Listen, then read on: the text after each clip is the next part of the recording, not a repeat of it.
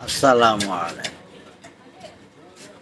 প্রিয় ভাই ও বোনেরা, আমি সবসময় আপনাদের অনুরোধ করব, যারা আলেম ওলামাইগণ এবং যারা ধর্মের কে নিয়ে চিন্তা ভাবনা করতেছেন বা করেন, দয়া করে আপনারা অর্থনীতিকে ইনকাম করার উদ্দেশ্য আপনারা কোনো কিছু করিয়েন না। আল্লাহর হস্তে দিচ্ছে, মুক্ত হস্তে দিচ্ছে, খুশি হইয়া দিচ্ছে।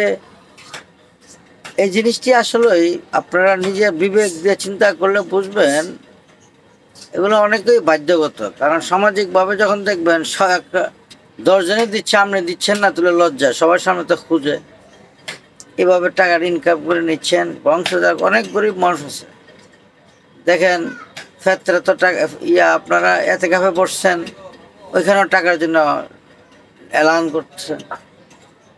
কোরআন খতম হয়েছেন, এখনও টাকার জন্য এলান করছেন। ঈদের নামাজ পড়াবেন, ওইখানে টাকার জন্য এলান করছেন। মানে যেখানে যাবেন সব জায়গায় টাকাতে। ধর্ম প্রচার কোথায় করলেন? ধর্মের সেবা কোথায় করলেন? আমি প্রিয় সকল আলেম ওলামায়ে ভাইদেরকে বলবো, দয়া করে আপনারা অর্থনৈতিক যে লোভ লালসা, ওখান থেকে আমরা বেরিয়ে আসতে হবে।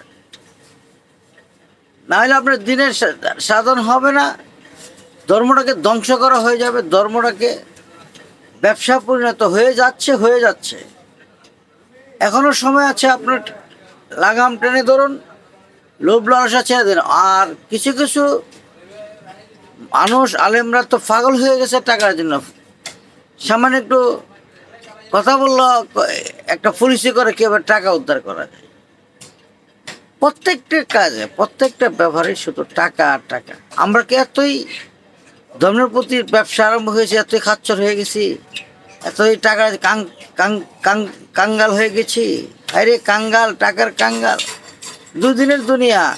আপনারা নিয়ত করে গেছেন আমরা দিনের কাজে চলে গেছি, আবার তো আমোদ ফুর্তি, বিল্ডিং, টাকা পয়সা, ছেলে মেয়ে লেখাপড়া, এতগুলো আপনার দরকার কি? নিয়ম মাফিক করেন, কষ্ট করেন এই টাকার জন্য। প্রত্যেকটা ধর্মটাকে সম্পূর্ণ ব্যবসা হিসাবে পরিণত করেছেন।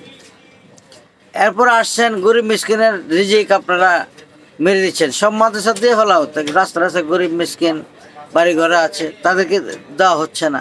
আমরা মুট করে নিয়ে মাদ্রাসা দিয়ে ফেলতেছি। আপনারা বাধ্য করতেছেন, বোঝাইতেছেন, ওয়াজ মাহফিল করতেছেন, হাদিস দেখাচ্ছেন।